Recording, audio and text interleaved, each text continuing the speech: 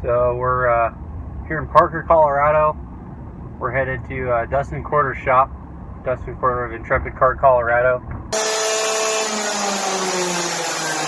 And he's going to show us how to break in some engines. So I brought my cart with a KA100 on it. It's a 100cc air-cooled 2-cycle engine. And he's got a Briggs & Stratton Animal engine, which is basically kind of the open version of the Briggs & Stratton 206.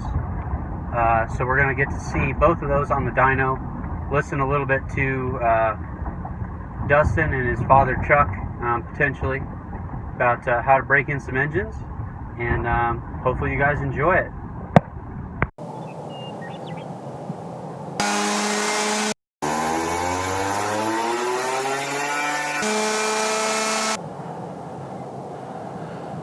So we've got my KA100 here. As you can see, I've removed the side pods. Have a little bit of fuel in it.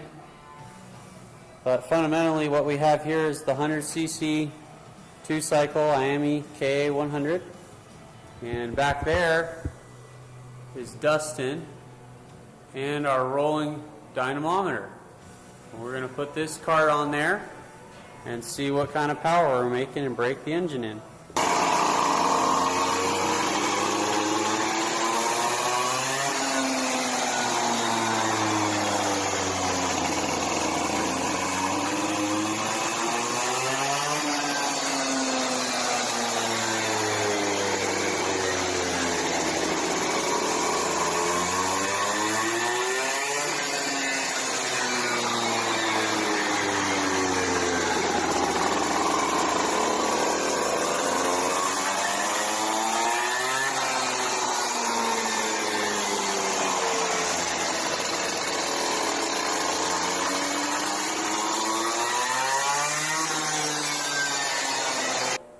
What we have here is basically a remote mini keyboard for our laptop. So what this allows us to do is sit in the go-kart while we're dynoing or breaking the engine in. And then we have a larger monitor here. So if we wanted to run another test, for example, we would zero everything out and then we'll put it on the hold function. What that is, it has our RPM, our beginning RPM, and then our ending RPM.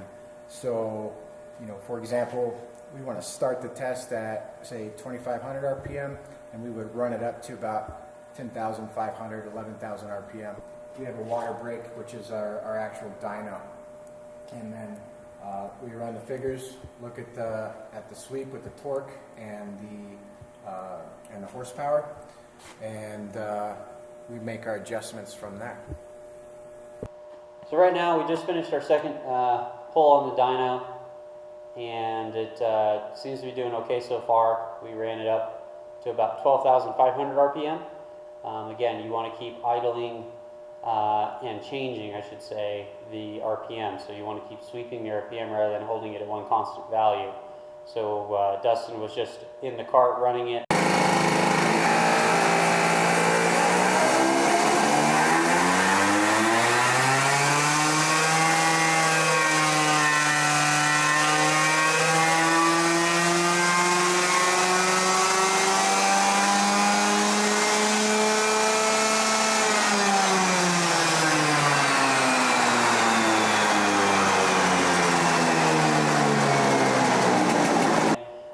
Moving it up and down, between 4,000 to, that touching that 12,500 range, and that's kind of just per the installation manual for these. It recommends that first run at about, a little shy of 10,000, and then that second one at 3/4 throttle. Peak RPM on these before it really hurts the engine is, about 14,500 to 15,000. So we figured 12.5 is, about 3/4 throttle. So from some of the other literature we've read, between 13.5 and 14,000 is really where you're going to want to kind of have your RPM to start gearing the cart. So this next run is going to be kind of our final dyno pull, and we're going to be really looking for really what our real actual power value is. So this is going to be a full dyno pull at full tilt, full chat, and see what kind of power it makes.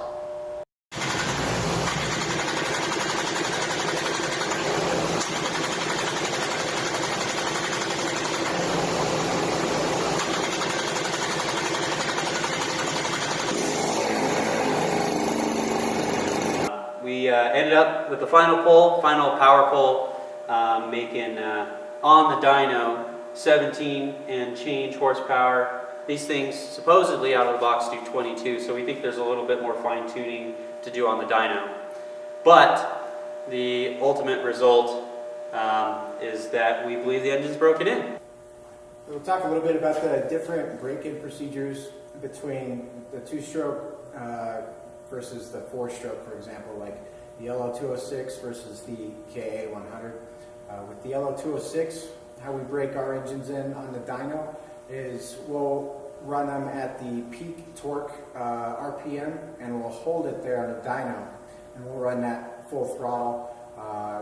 First 3 sessions at 15 minutes, and then a lot of our customers like us to do a full 30-minute pull at the peak torque RPM, and we just hold it there.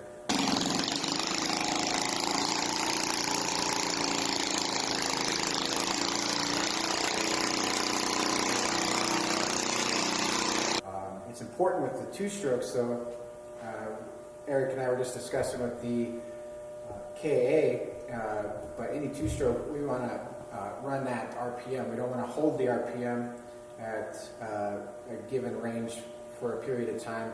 It's important to run up in RPM and down in RPM. So just like the instructions for KA for the first 5 minutes is try not to peak 9,000 RPM. So we were running it from 2,000 up to 9,000 and letting that vary.